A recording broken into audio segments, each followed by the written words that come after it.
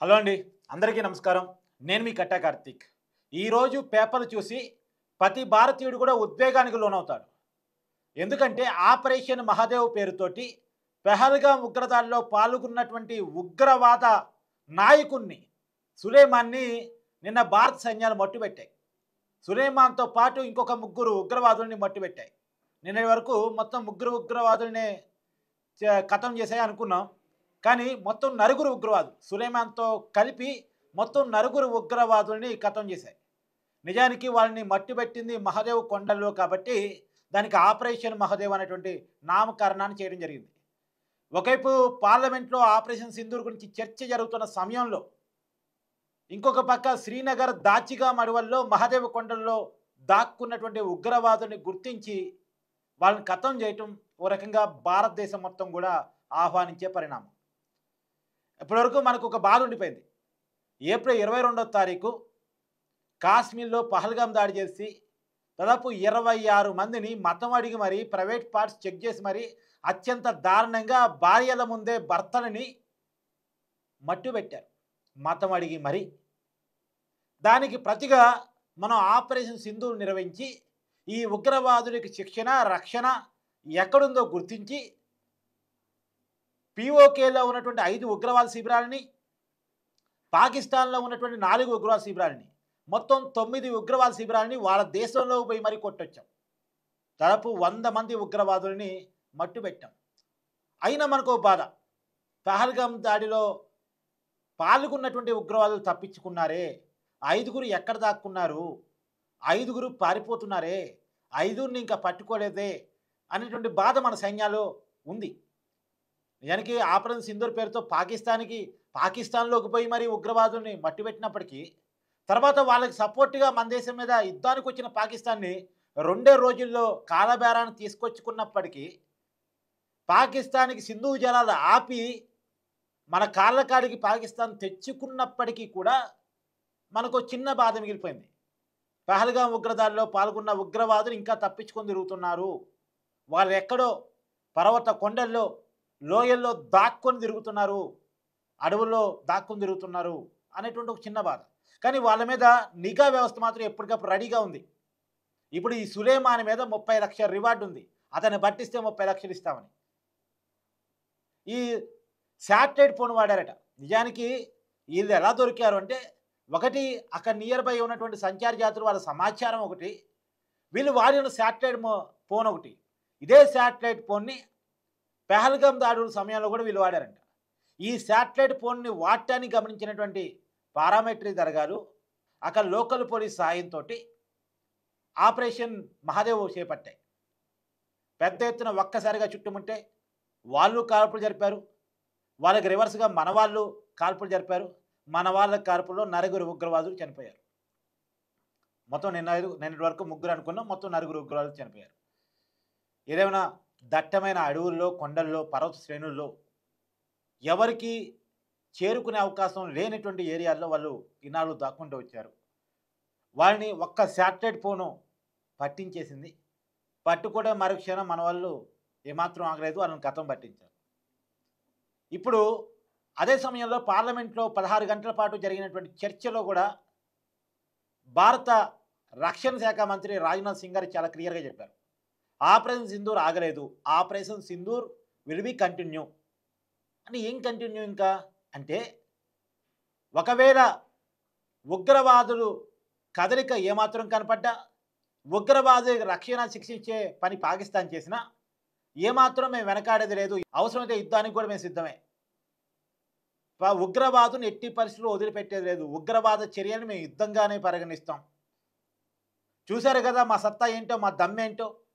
మా ముందు ఉగ్రవాదులు కానీ ఉగ్రవాదులకు సపోర్ట్ ఇచ్చే పాకిస్తాన్ కానీ 2 రోజులు కూడా నిలబడలేరు.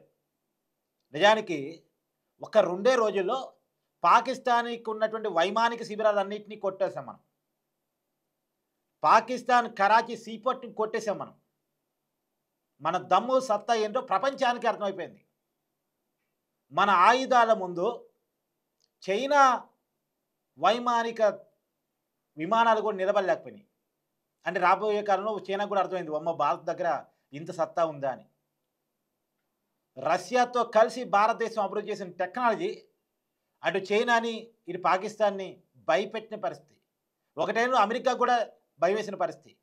నిజానికి 2 రోజులకే యుద్ధం చేయలేక పాకిస్తాన్ అమెరికాను అప్రోచ్ అయింది. అమెరికా భారతదేశంతో కాలబేరానికి వెళ్ళమని సలహా ఇచ్చింది. మనతో పాకిస్తాన్ కాలబేరానికి వచ్చింది. దానేదో అమెరికా తన గొప్పతనంగా చెప్పుకుంది. కానీ మనం చాలా క్లియర్‌గా చెప్పాం. పాకిస్తాన్ వచ్చిన కాలబేరం వల్లే మనం యుద్ధాన్ని ఆపామని. కానీ ఆ యుద్ధం కేవలం పాకిస్తాన్‌తో మాత్రమే ఆపాం. ఉగ్రవాదులతో ఆపలేదు. ఉగ్రవాద కదలికలు ఎక్కడున్నా, ఎలా ఉన్నా, ఏ రూపంలో ఉన్నా మనకి హాని తలపెట్టే రీతిలో ఉంటే మాత్రం ఖచ్చితంగా వదిలిపెట్టేది లేదు. ఉగ్రవాద మూలాలను పెకిలిస్ చేస్తాం. ఉగ్రవాదుల మీద మేము ఎంచుకున్నటువంటి ఆపరేషన్ సింధూర్ అని పేరు పెట్టడానికి కారణం ఏందంటే, ఇందాక నేను చెప్పాను కదా! భార్యల సింధూరాన్ని భార్యల కళ్ళ ముందే తీసివేసే ప్రయత్నం చేసేశారు కాబట్టి, అదే ఆపరేషన్ సింధూర్ పేరు పెట్టి ఇద్దరు భారతీయ మహిళలను ముందు పెట్టి పాకిస్తాన్ ఉగ్రవాద శిబిరాల మీద శిబిరాల్లో దాక్కున్న ఉగ్రవాద మూకల మీద మన ఆర్మీ దాడులు చేసింది. లష్కరే తోయిబా తర్వాత ఇతర ఆర్గనైజేషన్స్, దాని అనుబంధ ఆర్గనైజేషన్స్, వాటి మీద మనం దాడులు చేశాం. పాకిస్తాన్లోకి వెళ్ళి మరీ పీఓకేలోకి వెళ్ళి మరీ 100 మంది ఉగ్రవాదులని మట్టుబెట్టి వచ్చాం. నిజానికి మనం పాకిస్తాన్ ఆర్మీ మీద ఒక్క బాంబు వేయలేదు, ఒక్క దాడి చేయలేదు. పాకిస్తాన్ ప్రజల మీద ఒక్క దాడి చేయలేదు.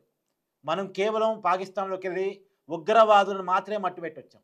ఉగ్రవాద శిబిరాలు ఎక్కడెక్కడ ఉన్నాయో ప్రపంచాన్ని చూపించాం. కానీ ఆ ఉగ్రవాదులకి జాతీయ జెండాలు కప్పి సెల్యూట్లు పలికి వాళ్ళ తరపున మన మీద దానికి వచ్చింది పాకిస్తాన్. అలా వచ్చినందుకు పాకిస్తాన్కి కూడా బుద్ధి చెప్పాం.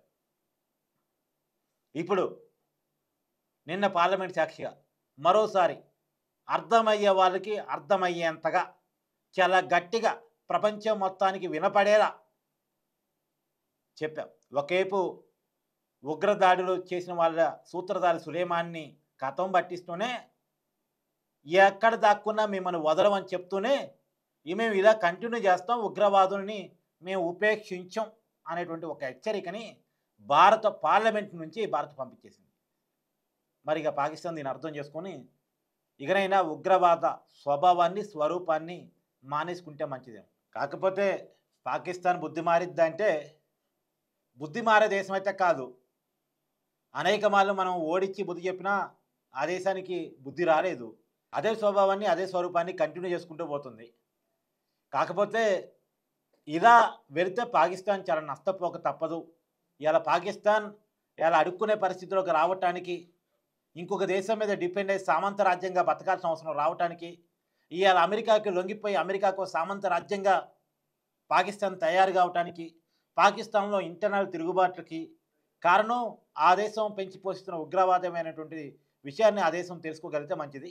అయితే ఇంకొక కీలకమైన మాట, ఇవాళ పహల్గాం దాడిలో పాల్గొన్న సులేమాన్, ఎవరినైతే మనం ఇప్పుడు ఆపరేషన్ మాదేవ్లో కథం పట్టించామో, అతను పాకిస్తాన్ ఆర్మీలో పనిచేసిన వ్యక్తి అంట. పాకిస్తాన్ ఆర్మీలో పనిచేసి పాకిస్తాన్ ఆర్మీ నుంచి లష్కరే తోయిబాకి అట్రాక్ట్ అయ్యి లష్కరే తోయిబాలో పనిచేసి లష్కరే తోయిబా అనుబంధ ఆర్గనైజేషన్లో సభ్యుడిగా ఉండి మన పహల్గాం దాడికి సూత్రధారిగా మారాడు. మొత్తం సూత్రధారి ఇతనే, ఈ సులేమాన్ని మనం నిన్న ఆపరేషన్ మహదేవ్లో మన వాళ్ళు మట్టుబెట్టారు.